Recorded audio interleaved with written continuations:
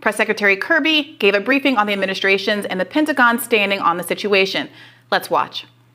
We remain keenly focused on Russia's unusual military activities near the Ukrainian border, including in Belarus, and consulting extensively with our transatlantic allies and partners. The department continues to support diplomatic efforts to de-escalate the situation. Now, as the president has said, even as we continue to prioritize diplomacy and dialogue, we must also increase readiness.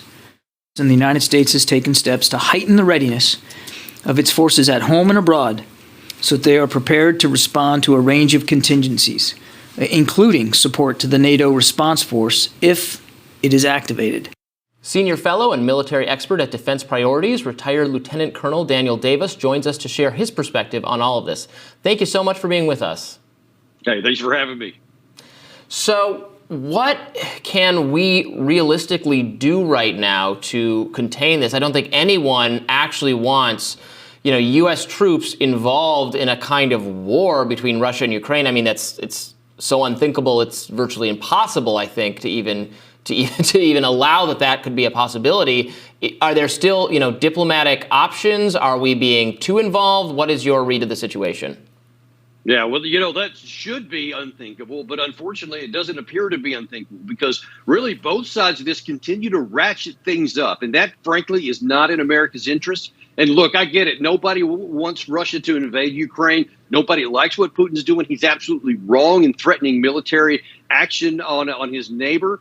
But we have to take a sober look at this and say, hey, what is going to be in America's best interest? And let me just flat tell you, even the possibility of military clash with Russia is the worst thing for America's interest. What we probably should do, actually what we should do, is to de-escalate this, is to say, hey, for the time being, we're going to put a moratorium on any talk about having Ukraine come into the NATO alliance because they aren't even close to being ready. And in fact, number of our NATO allies say that they don't want Ukraine in there, and you have to have unanimous consent for that to happen.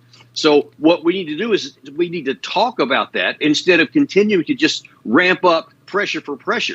Because in part of this 8,500 troop, other people in NATO are sending warships into the Baltic Sea.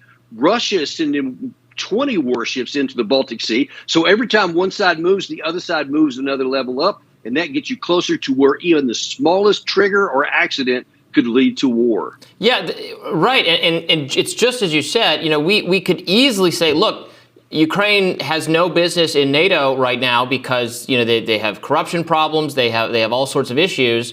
And you would think that would turn the dial the other way. But instead, we're doing this kind of posturing and it's the ratcheting up on both sides, like you said, pointing us toward a conflict that is insane. We're not going to World War III over a border issue thousands of miles away from us. It makes no sense. Well, we should. But again, because of these actions we keep taking, we increase the risk of that. We're even an accident, not even necessarily a conscious decision and a thought. But look, the NATO Charter has always said that no new nation can come in unless it has two key criteria. One is it has resolved all internal disputes with ethnic groups or religious groups. And second, that it has resolved any issues on its border, neither of which Ukraine has even close to come and doing. But instead of recognizing that reality and saying it out loud, we continue to say to the opposite, like Jens Stoltenberg, the leader of NATO, that no, we're going to keep doing it. We're going to keep talking about that. Nobody can give us a veto, et cetera. So it's really a lot of hubris and a lot of saying, hey, we're stronger than you are, et cetera. But that's happening on both sides. And we've got to check that before things get out of hand.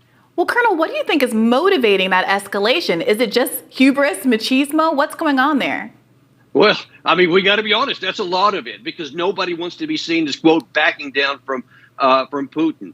And, even Biden's already taken a lot of heat because he's not been forceful enough in some quarters. You've had two former assistant secretaries of defense saying that we should be ready to use military power, even U.S. troops against Russian troops if this goes too far, which is insane because that has nothing to do with American national security interests.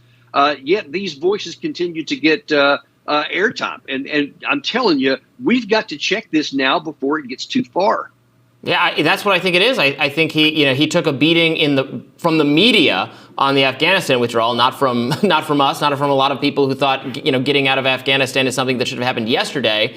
But he took a beating from the mainstream press, and his approval ratings are down. So he doesn't want to. He politically is afraid of looking weak or looking like he's not taking the situation seriously enough, even if the taking it seriously enough option is insane. Yeah, and to Biden's credit, I mean, he did take a lot of the heat from Afghanistan, yet stayed with it. And he has said early on that he's not going to use any American troops to fight Russia on the behalf of Ukraine. Yet we continue to see this ramping up of NATO forces throughout and closer to Russia. We see a not backing off of the red line that Russia has listed, which is no NATO expansion to NATO. And now then we're sending yet more troops right up to the border of Russia, which they're viewing with alarm, as I've seen just from today's news reports.